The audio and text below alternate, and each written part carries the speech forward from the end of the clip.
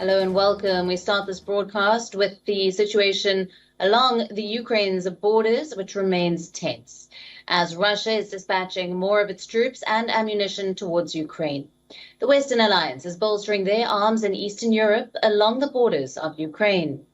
In the latest, Denmark has sent 4 fighter jets to Lithuania to strengthen NATO's operations.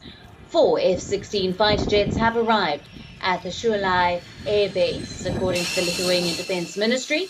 NATO allies will be sending an augmentation detachment to the NATO air policing mission and will further strengthen the security of its eastern allies, Estonia, Latvia, Lithuania, Poland, Romania, and Bulgaria. Meanwhile, the soldiers guarding the borders of Ukraine are feeling the intensifying heat. Army soldiers at the front line in eastern Ukraine are holding their ground. Civilian employees of essential services are taking part in military training. The exercises were led by former Ukrainian paratroopers and veterans in partnership with Lviv city government, and authorities have lined up training sessions at the private training ground outside Lviv once a week. Now, the threat of an invasion has breached into Ukrainian schools. Schools in Kiev are holding bomb threat drills for students. Children can be seen learning about mines and bombs. Students sat at these emergency drills for cases of bomb threats. And the police bomb sniffer dogs have entered schools to help children with emergency situations. New satellite images have been released showing tanks and military vehicles gathered at a training area in Russia, which is a few hours' drive from the border of Ukraine. The vehicles appear to be stationed at the Pogonovo training area, which is one of the key locations for military drills in southwest Russia. More tanks and armored vehicles were seen leaving a military base for drills in the southern Rostov region. Russia has started making combat readiness inspections in its southern military district, which borders the Ukraine. Now, these inspections involve more than 6,000 troops.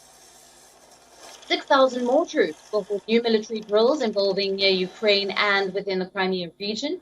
The Defense Ministry has published videos showing units of motorized rifle division moving towards Russia's Rostov region, which borders Ukraine. Russia has sent 2 battalions of S-400 surface-to-air missile systems to Belarus.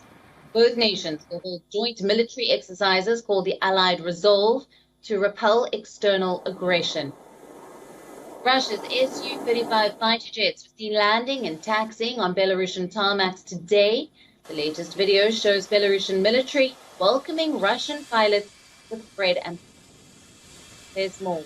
Another video published by the Russian military shows fighter jets being relocated to Belarusian airfields. Russia has sent 2 battalions of these surface-to-air missiles. There is one more thing. Over 20 warships have entered the Black Sea. Videos released by the Defense Ministry show warships with radar transmitters on maneuvers in the Black Sea. Now, according to Moscow, the presence of these massive warships is a part of scheduled naval exercises in the Mediterranean.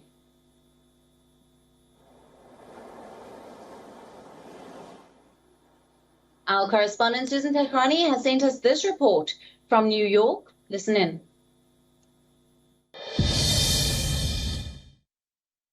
Western powers have upped their stakes against Russia as the Ukrainian crisis escalates. The United States, along with some of its Western allies, are now mulling a set of crippling sanctions against Russia, including some against Russian President Vladimir Putin himself. However, it's not yet clear how those sanctions would even look like, and the Kremlin has made clear that any sanctions leveled against the president of Russia would have no effect in Vladimir Putin's decision-making on whether or not to invade Ukraine. On the money end of things, the United States and Western powers are thinking of cutting Russia off from the SWIFT banking system. Again, Russia has played down that notion, saying that it might cause some ill effects to the Russian economy. It's not a big deal. The Russian Security Council Deputy Chairman Dmitry Medvedev said that there will be no fatal catastrophe in the event of Russia's disconnection from SWIFT.